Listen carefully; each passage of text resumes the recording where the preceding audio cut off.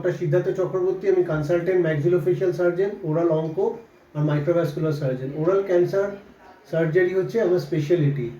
ভারতবর্ষ এখন পৃথিবীর মধ্যে ওরাল ক্যান্সারের রাজধানী বা ক্যাপিটাল। 2020 সালে অলরেডি আমরা এত বেশি ওরাল ক্যান্সার পেশেন্ট পাচ্ছি যে এভরি পেশেন্ট আমাদের কাছে যে 10 জন মতো মুখের ঘা নিয়ে দেখাতে আসছে, অলমোস্ট 5th কি 6th পেশেন্ট, মানে 5 থেকে 6 জনের মধ্যে ওরাল ক্যান্সার ডায়াগনোসিস হচ্ছে।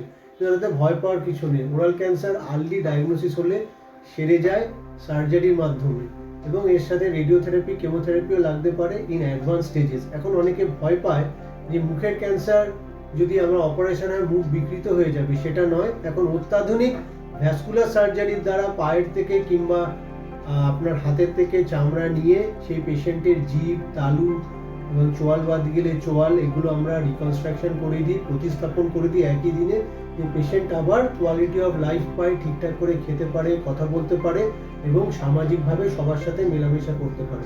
এবার একটা ছোট্ট বিষয় আসি যে মুখের ক্যান্সার কি করে আমরা ডায়াগনোসিস করব।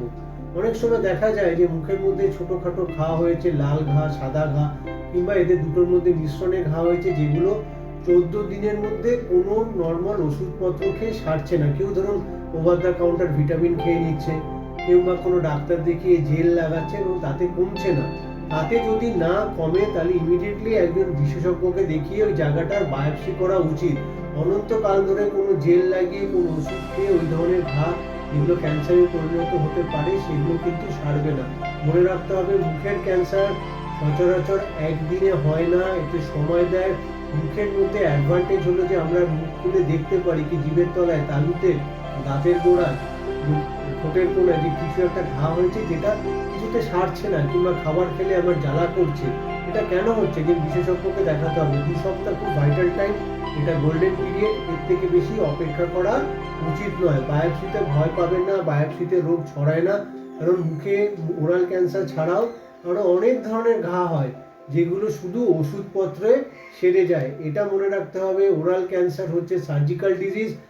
ফার্স্ট স্টেজে ভালো করে অপারেশন করে দিলে পেশেন্ট 95 থেকে 99% পেশেন্ট ভালো হয়ে যায়। নমস্কার।